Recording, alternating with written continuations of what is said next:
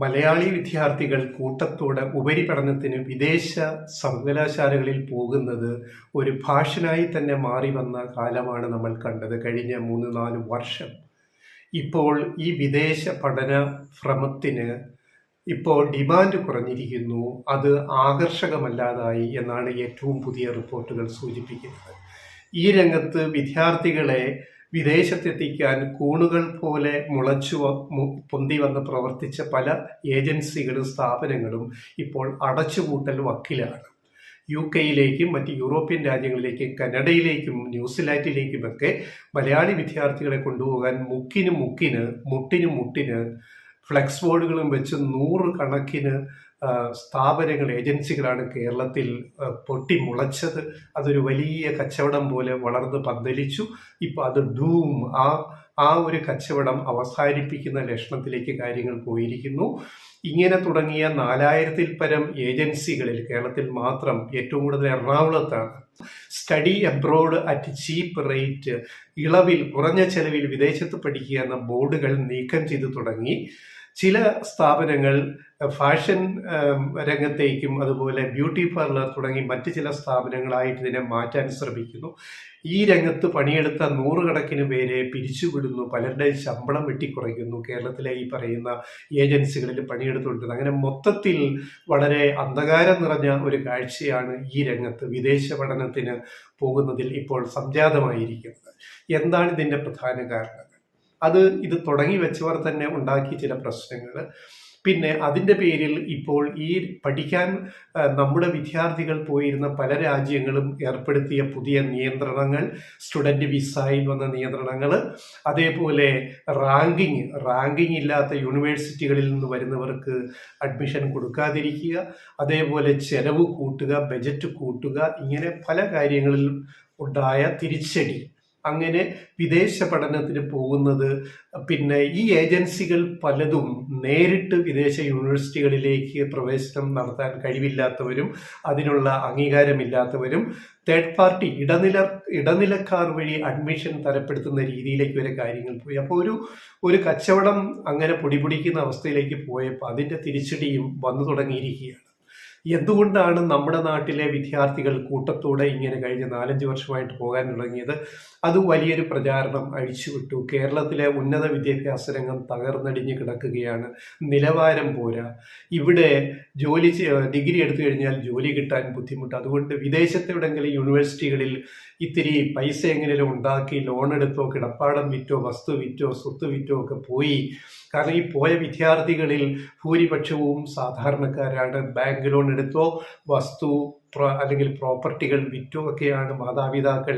കാരണം ബാങ്ക് അക്കൗണ്ടുകളിൽ ലക്ഷങ്ങൾ കാണിച്ചാൽ മാത്രമേ UK-യിലോ യൂറോപ്പിലോ മറ്റ് രാജ്യങ്ങളിലോ വിദേശ യൂണിവേഴ്സിറ്റികളിൽ പഠനത്തിന് ചേരാൻ പറ്റൂ. പിന്നെ മറച്ചു വെച്ചുകൊണ്ടുള്ള ഈ റിക്രൂട്ട്മെന്റ്, ഇങ്ങനെയുള്ള ഏജൻസികൾ, അതായത് സത്യം പറയാതെ ഇവിടുന്ന് കുട്ടികളെ പൈസയും വാങ്ങി അവിടെ എത്തിച്ചിട്ട് വളരെ നിലവാരം കുറഞ്ഞ റാങ്കിങ് കുറഞ്ഞ കോളേജുകളിൽ കൊണ്ട് അഡ്മിഷൻ തരപ്പെടുത്തുക, അതിന് കൂടുതൽ ഫീസും വാങ്ങുക. അങ്ങനെ ഇതിൻ്റെ വിശ്വാസ്യതയും ചോദ്യം ചെയ്യപ്പെട്ടു തുടങ്ങി. അതായത് വിദേശ യൂണിവേഴ്സിറ്റികളിൽ പഠിക്കാൻ പോയാൽ അതുകൊണ്ട് ഭാവിയില്ല. പോയ പലരും ആഗ്രഹിച്ചത് അവിടെ പഠനം കഴിഞ്ഞിട്ട് ഒരു പാർട്ട് ടൈം ജോലിക്കിടയിൽ പഠനം, അങ്ങനെ കുറച്ച് കാശുണ്ടാക്കാൻ ജീവിക്കാൻ വേണ്ടി, എന്നിട്ട് എന്തെങ്കിലും സ്ഥിരം ജോലി അവിടെ നേടുക, PR പെർമനന്റ് റെസിഡൻസി സർട്ടിഫിക്കറ്റ് സംഘടിപ്പിച്ച് അവിടെ സുഖമായിട്ട് ജീവിക്കുക. അങ്ങനെ മോഹന സ്വപ്നങ്ങളുമായിട്ടാണ് പലരും വിദേശത്തേക്ക് പോയത്. നമ്മുടെ പാവം വിദ്യാർത്ഥികൾ ഇപ്പോൾ പലരും അതിൽ ദുഃഖിക്കുന്നുമുണ്ട്. പഠനം പൂർത്തിയാക്കാതെ പോരുന്നവരുണ്ട്, പഠനം മുന്നോട്ട് കൊണ്ടുപോകാൻ കഴിയാത്തവരുണ്ട്. മാത്രമല്ല വിദേശത്ത് പോയി പഠിച്ചിട്ട് നമ്മുടെ നാട്ടിൽ വന്നാലും ലോകത്തെ റാങ്കിങ്ങിൽ ആദ്യ 200 യൂണിവേഴ്സിറ്റികളിൽ പഠിക്കുന്നവർക്ക് മാത്രമേ നല്ലൊരു ജോലിയോ തുടർ പഠനത്തിനും ഗവേഷണത്തിനുള്ള സാഹചര്യമോ കിട്ടുകയുള്ളൂ. പക്ഷെ ഈ പോകുന്ന നമ്മുടെ നാട്ടിൽ നിന്ന് ഈ കഴിഞ്ഞ 4-5 വർഷം പോയ വിദ്യാർത്ഥികളിൽ ഭൂരിപക്ഷം പേരെയും ഈ ഏജൻസികൾ വഴിതെറ്റിച്ച് കൊണ്ട് ചേർത്തത് ഈ 200 റാങ്കിൽ വരാത്ത അതിന് താഴെയുള്ള യൂണിവേഴ്സിറ്റി കോളേജുകളിലാണ്. അങ്ങനെയുള്ള യൂണിവേഴ്സിറ്റിയിലെ കോളേജുകളിൽ ചേർത്തപ്പോൾ അവിടെ പഠിക്കാൻ ഇതൊരു കച്ചവടം പോലെ മാറ്റിയെടുക്കുകയും ചെയ്തു. അപ്പം ഇതൊക്കെയാണ് ഇതിൻ്റെ പൊതുവായ പശ്ചാത്തലം എന്ന് പറയുന്നത്. ഇനി എന്തുകൊണ്ട് ഈ വിദേശത്തേക്ക് നമ്മുടെ വിദ്യാർത്ഥികൾ പോയി എന്ന് പറഞ്ഞാൽ, അവർ ഏതൊക്കെ രാജ്യങ്ങളിലേക്ക് പോയി എന്ന് പറഞ്ഞാൽ, ഏറ്റവും താല്പര്യം അതിനൊരു കഴിഞ്ഞ വർഷത്തെ ഒരു 2023 ഒരു കണക്ക് സർവേ പ്രകാരം അതിൽ കണ്ടെത്തിയ കാര്യങ്ങൾ, ഏറ്റവും കൂടുതൽ വിദേശത്ത് പോയ വിദ്യാർത്ഥികൾ ആഗ്രഹിച്ചത് UK-യിലെ, ഇംഗ്ലണ്ടിലെ ഏതെങ്കിലും കോളേജുകളിൽ അഡ്മിഷൻ, അത് 29%. ജർമ്മനിയിൽ പോകാൻ ആഗ്രഹിച്ചൊരു 18%, കനഡയിൽ 19%. കനഡയിലെ പ്രശ്നങ്ങളൊക്കെ ഈ ഇന്ത്യൻ വിദ്യാർത്ഥികൾക്ക് തിരിച്ചടി ഉണ്ടാക്കിക്കൊണ്ടിരിക്കുകയാണ്. അതുപോലെ അമേരിക്കയിലേക്ക് 9%, മറ്റ് രാജ്യങ്ങളിലേക്ക് 25%. അപ്പോൾ ഇതിൽ മറ്റ് ചില രാജ്യങ്ങൾ ഇങ്ങനെ അതേഴ്സിൽ, മറ്റ് ചില രാജ്യങ്ങളിൽ ഏറ്റവും താല്പര്യം പുറത്തു പോകാൻ, വിദേശത്ത് പഠിക്കാൻ ആഗ്രഹിച്ച രാജ്യങ്ങളൊന്ന് ന്യൂസിലൻഡ്, 2 ഓസ്ട്രേലിയ, നെതർലൻഡ്സ്, യൂറോപ്പിലാണെങ്കിൽ നെതർലൻഡ്സ്, പിന്നെ അയർലൻഡ്, പിന്നെ സ്വീഡൻ, അസർബൈജാൻ, ഇറ്റലി, ഇങ്ങനെയുള്ള രാജ്യങ്ങളാണ്. അപ്പോൾ ഈ പലരും കടക്കണിയിലായതുകൊണ്ട് പഠനം വലിയ പ്രതിസന്ധിയിലായിരിക്കുന്നു. ഇനി പോകാനുള്ള മറ്റും ചില കാര്യങ്ങളുണ്ട്. കാരണം ഈ നമ്മുടെ നാട്ടിലെ സദാചാര പോലീസും അതുപോലുള്ള പ്രശ്നങ്ങളും, കുറച്ചുകൂടി സ്വതന്ത്രമായിട്ട് ജീവിക്കാം, നിയന്ത്രണങ്ങൾ പൊതുവെ കുറവായ വിദേശ രാജ്യങ്ങളിൽ പഠനം കഴിഞ്ഞ് വല്ല ജോലിയും സംഘടിപ്പിച്ച് സുഖമായിട്ട് ജീവിക്കാം എന്നൊക്കെയുള്ള ചിന്ത. പിന്നെ പെൺകുട്ടികളായ വിദ്യാർത്ഥികൾ കുറെ കൂടെ സ്വാതന്ത്ര്യ ബോധം ആഗ്രഹിച്ചു, ബെറ്റർ ലൈഫ്, നല്ലൊരു ജീവിത നിലവാരത്തിൽ കുറച്ച് സ്വാതന്ത്ര്യത്തോടെ ജീവിക്കാം, ഇവിടുത്തെ നിയന്ത്രണങ്ങളുടെ കെട്ടുപാടുകളെല്ലാം വിട്ടിട്ട് സദാചാര പോലീസിന്റെ ഒരു രാജ്യത്ത്, അങ്ങനെയൊക്കെയാണല്ലോ നമ്മുടെ നാട്ടിനെ പറ്റിയുള്ള പൊതുവെയുള്ള ചില വിലയിരുത്തലുകൾ, അതൊക്കെ ഒഴിവാക്കാൻ വേണ്ടിയാണ് ഇങ്ങനെ പെൺകുട്ടികളിൽ പലരും വിദേശത്തേക്ക് പോയത്. അപ്പം ഇവരെല്ലാം ഇപ്പോൾ ഈ ഒരു പ്രതിസന്ധി നേരിടുകയാണ്. പിന്നെ അപ്പം അതിന് എടുത്തു പറയാവുന്ന പുറത്ത് പഠിക്കാനുള്ള ഇങ്ങനെയുള്ള കാരണങ്ങൾ. അപ്പം അതിൽ എക്സ്പ്ലോറേഷൻ ആൻഡ് എക്സ്പോഷർ, ഒരു തുറന്ന സമൂഹത്തിൽ, ഒരു രാജ്യത്ത്, സൊസൈറ്റിയിൽ പഠിക്കുക, അവിടുത്തെ വിദ്യാലയങ്ങളിൽ പഠിക്കുക. 2, പിന്നെ ക്വാളിറ്റി ഓഫ് എഡ്യൂക്കേഷൻ കൂടുതലാണെന്നുള്ളൊരു ധാരണ വിദേശത്ത്. പിന്നെ ഗവേഷണത്തിനും അതുപോലെയുള്ള സൗകര്യങ്ങൾ കൂടുതൽ എന്നൊക്കെയുള്ള ചിന്തയിലാണ് പലരും പോയത്. പക്ഷെ പോയി ചെന്നുപെട്ട പല കോളേജുകളിലും അതൊന്നും ഇന്ത്യയിലെ, നമ്മുടെ കേരളത്തിലെ കോളേജുകളിലെ പോലെ പോലും ഇല്ല എന്നുള്ളതാണ് ഈ 3-കിട കോളേജുകളിൽ കൊണ്ട് അഡ്മിഷൻ വാങ്ങിയിട്ട് സംഭവിച്ചത്. അവിടെയൊക്കെ പലരും ഈ ഏജൻസികൾ വഴി പറ്റിക്കപ്പെട്ടു, കബളിപ്പിക്കപ്പെട്ടു. നമ്മുടെ മാതാപിതാക്കളിൽ പോയ വിദ്യാർത്ഥികൾ എത്രയോ പൈസയാണ് ഇങ്ങനെ അവർക്ക് നഷ്ടപ്പെടുന്നത്.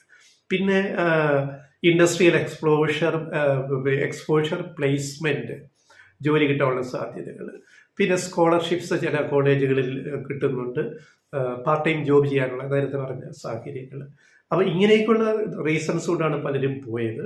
ഇനി ഈ പോയതിൽ അതിൻ്റെ എണ്ണം, എത്ര പേരാണ് വിദേശത്തേക്ക് നമ്മുടെ മലയാളി വിദ്യാർത്ഥികൾ കഴിഞ്ഞ 3-4 വർഷത്തെ കണക്കെടുത്താൽ നമുക്ക് മനസ്സിലാവുന്നത്, 2018 26,456 വിദ്യാർത്ഥികൾ പോയി. 2019 30,948 പേര് പോയി. 2020 15,277 ഉള്ളു. കാരണം കോവിഡിന് പിന്നാലെ ഉണ്ടായ പ്രശ്നങ്ങൾ കാരണം വിദേശത്തേക്ക് പോകുന്ന വിദ്യാർത്ഥികളുടെ എണ്ണം ആ വർഷം കുറഞ്ഞു. കോവിഡിന്റെ പോസ്റ്റ് കോവിഡ് പീരീഡ് ആയതുകൊണ്ട്, കോവിഡ് കഴിഞ്ഞിട്ടുള്ള പ്രശ്നങ്ങൾ.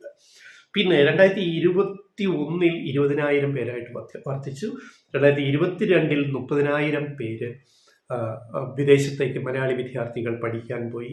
ഈ വർഷത്തെ ലേറ്റസ്റ്റ് കണക്കുകൾ ഇപ്പോൾ ഡിസംബർ ആയതേ ഉള്ളൂ, കൃത്യമായ കണക്കുകൾ വന്നിട്ടില്ല. എന്നാലും ഈ ഒരു അറൗണ്ട് 30,000-35,000 നിൽക്കുകയുള്ളൂ. കാരണം ഇപ്പോൾ തിരിച്ചടി വന്ന ഒരു സ്ഥിതിക്ക്.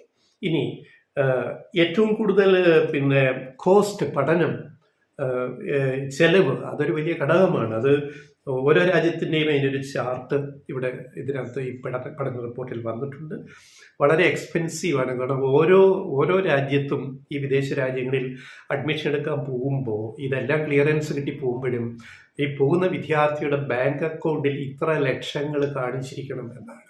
ട്രാൻസാക്ഷൻ ഡീറ്റെയിൽസ് അത് പല രാജ്യങ്ങളിലും പല നിബന്ധന വെക്കുന്നുണ്ട്. ഇത്ര ലക്ഷം, 10 ലക്ഷം, 15 ലക്ഷം, 25 ലക്ഷം, 30 ലക്ഷം എന്നിങ്ങനെയുള്ള ബാങ്ക് ഇടപാട് ഡീറ്റെയിൽസ് ചോദിക്കുന്നുണ്ട്. അപ്പം അതിനൊക്കെ അക്കൗണ്ടിൽ പൈസ കാണിക്കാൻ കടവും വാങ്ങിയൊക്കെ ചെയ്തിട്ടാണ് പല വിദ്യാർത്ഥികളെയും അവരുടെ മാതാപിതാക്കൾ വിദേശത്തേക്ക് അയച്ചത്. അവരെല്ലാമാണ് ഇപ്പോൾ ഓരോ ക്രൈസിസിൽ, പ്രതിസന്ധികളിൽ ചെന്ന് പെട്ടിരിക്കുന്നത്. അപ്പം ഇത് ഇന്ത്യൻ ഈ ഒരു കാര്യം കേരളത്തിലെ ഉന്നത വിദ്യാഭ്യാസ രംഗത്ത് ഒരു വിലയിരുത്തലിന് കാരണമാകാം. കാരണം വിദേശത്തേക്ക് പഠിക്കാൻ പോയ വിദ്യാർത്ഥികൾ ഇനി തിരിച്ചു വന്നാലും അവർക്കൊരു നല്ല ജോലി ഇവിടെയും കിട്ടുമോ, അല്ലെ വിദേശത്ത് അവർക്കൊരു നല്ല ജീവിതം ജോലി സംഘടിപ്പിച്ച് തുടരാൻ പറ്റുമോ എന്നൊക്കെയുള്ള ചോദ്യങ്ങളുണ്ട്. ഈ ഒരു സാഹചര്യത്തിൽ കേരളത്തിലെ ഉന്നത വിദ്യാഭ്യാസ രംഗത്തെക്കുറിച്ചൊരു പുനർവിചിന്തനം എല്ലാ തലത്തിലും നടക്കുന്നുണ്ട്. ഇനിയും കൂടുതൽ അതുണ്ടാവും. കാരണം ഇവിടുത്തെ ഉന്നത വിദ്യാഭ്യാസവും അത്ര മോശമൊന്നുമല്ല. ക്വാളിറ്റി എഡ്യൂക്കേഷൻ കേരളത്തിലുണ്ട്. നമ്മുടെ പല യൂണിവേഴ്സിറ്റികളും കോളേജുകളും റാങ്കിങ് പട്ടികയിൽ കടന്നു വരുന്നുണ്ട്. അപ്പോൾ ഇപ്പോൾ അതൊരു തിരിച്ചറിവ് പോലെ വരുന്നു. നമ്മുടെ ഉന്നത വിദ്യാഭ്യാസ രംഗം അത്ര മോശമൊന്നുമല്ല. കാരണം പഠിക്കാൻ പോയ 4-5 വർഷം പഠിക്കാൻ പുറത്തുപോയ വിദ്യാർത്ഥികളുടെ അനുഭവം നോക്കിയാൽ അത്ര മെച്ചപ്പെട്ട കോളേജുകളിലേക്കൊന്നും ഈ ആദ്യ 200 റാങ്കിൽ വരുന്ന ലോകത്തെ ഒരു കോളേജുകളിലേക്കും ഈ വിദ്യാർത്ഥികൾക്കൊന്നും പോയി അഡ്മിഷൻ എടുക്കാൻ കഴിയാത്തൊരവസ്ഥ ഈ ഏജൻസികൾ വഴിയും ഇതൊരു പൊട്ടിമുളച്ച ഒരു വ്യവസായം, കുടിൽ വ്യവസായം പോലെ വന്ന അവസ്ഥയിൽ എന്തായാലും ഇതിൽ തൊഴിൽ നഷ്ടം, ഭാവി നഷ്ടം, ഈ ഏജൻസികളുടെ ഭാവി, കുറെ പേർക്ക് അവർ ജോലി കൊടുത്തിരുന്നു, ഇതെല്ലാം ഒരു വലിയ പ്രശ്നത്തിലേക്ക് കൂപ്പുകുത്തിയിരിക്കുകയാണ് ഇപ്പോഴത്തെ ഈ അവസ്ഥ.